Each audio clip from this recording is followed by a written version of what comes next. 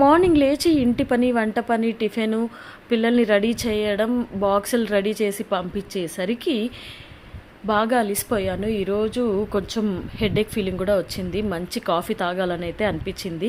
ఎలానో కాఫీ చేసుకుంటున్నాను కదా, మామూలు కాఫీ ఎందుకు, క్యాపిచినో స్టైల్లో అయితే కాఫీ చేసుకుంటాము. ఇప్పుడు కాఫీ బీటర్ కూడా కొన్నాం కదా, దీని రివ్యూ కూడా పోస్ట్ చేసినట్టు ఉంటుందని చెప్పి అయితే నేను బీటర్ని యూజ్ చేస్తున్నాను.